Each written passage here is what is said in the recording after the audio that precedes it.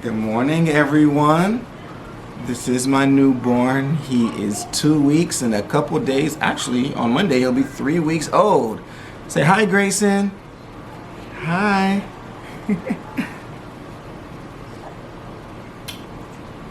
Glenn. Glenn, come here. Come to Daddy. Come here, my boy. Come here. Come here. Just a dad and his boys. It's your boy Glenn coming to you for the win. Yep. And I'm back with another video for you guys. This time, I got my boys with me. I got my kids. We're getting this started. You know why? You already know why, because you read the title. This video is about maternity and paternity leave. And if you didn't know, with this new one right here, I am currently on paternity leave. So I'm going to talk to you guys about how it works, and I'm going to break it down for you shortly. Mwah. Mwah. Give your brother a kiss. Mwah. Give your brother a kiss. Your brother's over here. Mwah. Thank you, my boy. Mwah. I love you. Say bye. See you. See you. All right.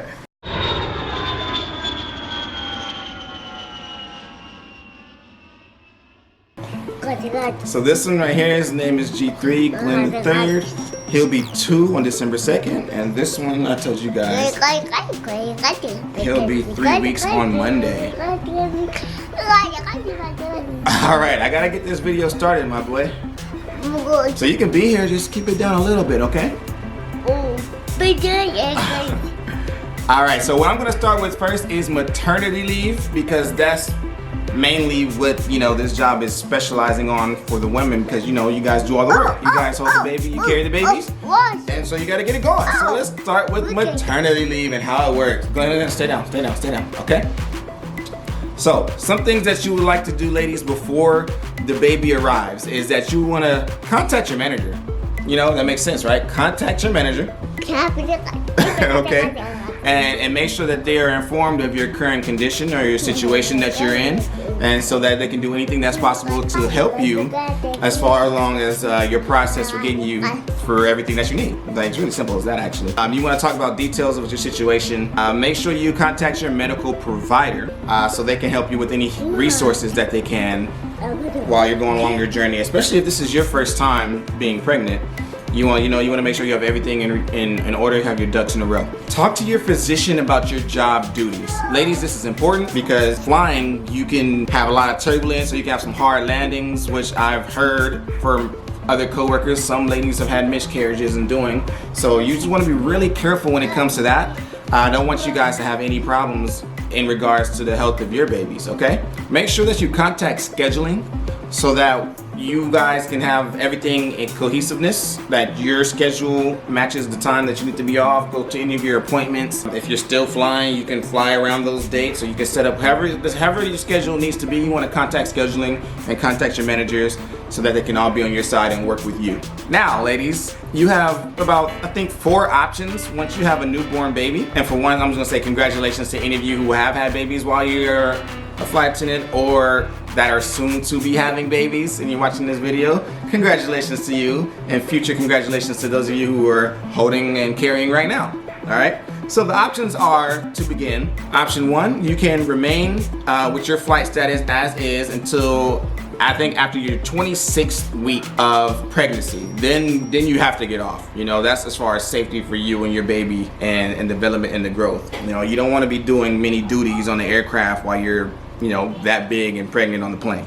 So that's one thing. That's option 1. 26 weeks, then you're done, okay? Until you have the birth and you have that bonding period. Option number 2 that you can have since you're pregnant, you can work a temporary position in the offices, which is like a ground job, so that you're not having to go through the risks of being in the air, fighting turbulence, dealing with hard landings, anything that could potentially harm you and or the baby during your pregnancy time. So that's something else that you could think about, and I have some friends who've done that option as well. Option number 3 is that you can go on leave as soon as you find out that you're pregnant. The majority of my friends that are flight attendants who've gotten pregnant, they've done this option. they don't want to risk it. They just want to take the time to, you know, get as much rest as possible. They can gather themselves, do everything that they need to do. So they take this option and they go ahead and say, hey, I'm pregnant, I'm not risking anything, I'm taking my time off. For the majority of the women, they find this option to be the best. And if men had this option, I would do it myself.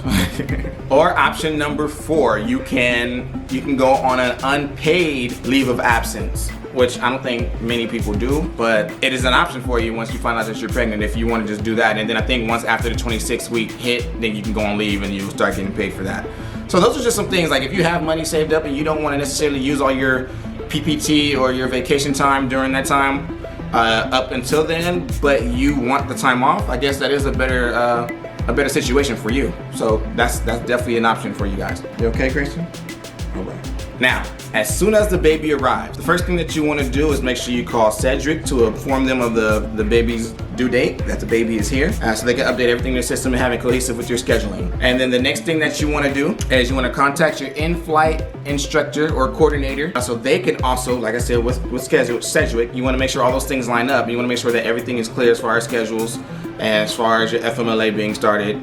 All that stuff needs to be taken care of at the same time, so that all your ducks are in order, okay? So get that together, get it going. So within 30 days of being born, you wanna make sure that you have your FMLA started, kind of what I just touched on, your FMLA getting it started so your leave can start with have the baby born, the due date, and all your claims are in order so that everything can get together and you can be paid what you need to be paid for once the baby is born.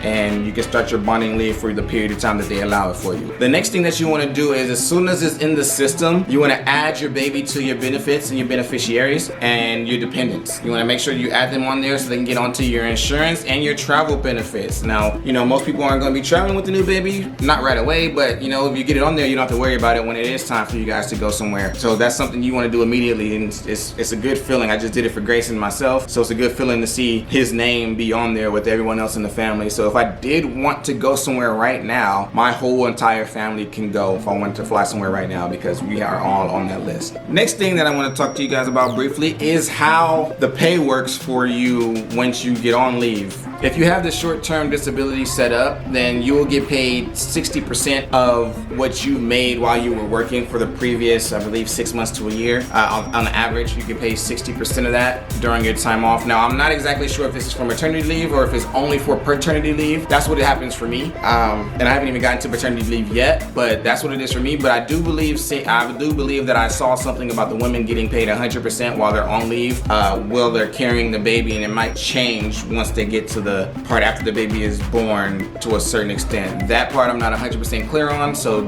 don't quote me on that one. Once again, you want to contact Cedric on your first day off to make sure that everything is in order for that, and to ensure that you and your airline have everything going in order for you to get paid and have your time off to where you want it. They do ask you a series of questions about what day you want off, what day you want to come back, you know, all those things. So you just have those things in order and you contact them and make sure they have it the way you want it to be. And ladies, I just want to make sure you guys know you can start your leave from as soon as you find out that the baby is born all the way up until the baby is 1. Now, the reason why I couldn't give you specific answers earlier is because I don't know if you are going to be getting paid all the way up until the baby is 1. I'm not 100% sure on that one, but I know that they allow you that time off. So you do get paid when you find out that you're pregnant, and you're working all the way up to the baby's born, and you get those first 6 months, I believe. Don't quote me on that, but 6 months off, you're getting paid. But up until when the baby's a year, I know that you're not getting paid the entire time, but I'm not sure if you're getting paid something or if you're just straight being off.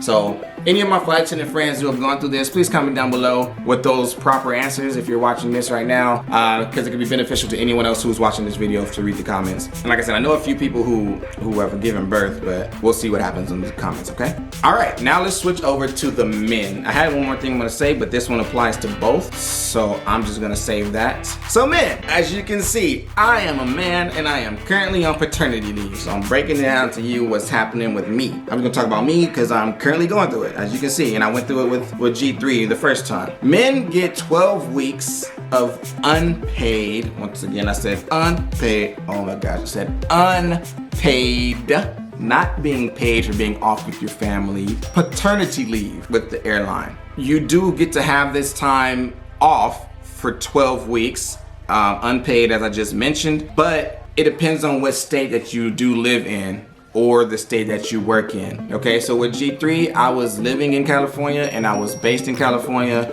and just so happened to be that in California, the California state law is that fathers do get paid paternity leave for 6 weeks, up to 60% of their average what they work for the past, I'm gonna say 6 to 12 months. I think it might be 3 to 6, but I'm just gonna say 6 to 12 just for kicks and giggles. So we get paid 60% of whatever we're making on the average of a few months that you were working. Oh, you're spitting up, my boy. Hold on. All right, you gotta have this handy dandy cloth.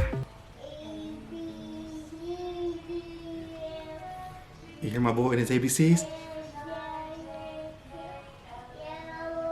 Uh-huh.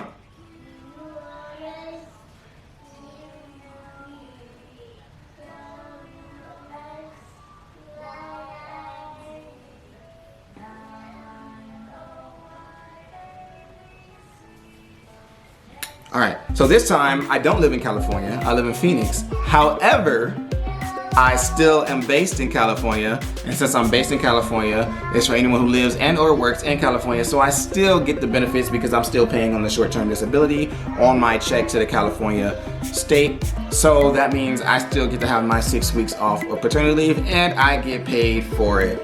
So that's gonna be beautiful for this time because you know, when you're flying, you're away from the family for quite a bit. So it's just good to be home with the family all together and to bond with my newborn and my already born. You know, it's good to just be home and be with the family on a consistent basis. For the men, our leave doesn't start until the baby is born. You wanna make sure that you're contacting scheduling and Sedgwick and all that. So as soon as the baby is born, you're contacting them, putting it in, and so your leave can begin. And in my case, I can start getting paid from the day that the baby is born, which is important because I'm not working. And I just happen to use all my PPT awaiting the arrival of the baby because he came 4 days late. And by the way, I'm gonna talk about that story in one of my future videos on the labor and delivery story about the birth of this baby. So stay tuned for that one because it's coming soon. Probably, it might be the next video, it might not, but I'm gonna definitely do it. And the most important thing that most people probably care about is, yes, you do still get to keep your benefits while on leave. Your travel benefits, you know, your health, your insurance, all that stuff, you do get to keep those benefits while on leave. So, boom, there you have it. So that's my video today on maternity and paternity leaves when you're working with the airlines and how it works. And I hope that it was very informative for you all, and I hope that any of you who are pregnant and you are a flight attendant, you're not scared to have a baby, go do it. You know, don't be afraid to have a baby in this job, in this airline industry, because it is definitely okay to do and it's definitely possible. Plenty of women have done it, plenty of men have done it, okay? You know, I'm just excited for you guys. Congratulations to those of you who have had kids and those of you who are currently pregnant and those of you who want to be pregnant but are just scared. You can do it. It's been done before. Yes, there are single mothers who are doing this job and still doing it and loving it, and married people, so you can do it. So don't be afraid, all right? And so from Grayson and I, and Glenn if he comes back, you have reached Glenn, holla back at me again. Peace.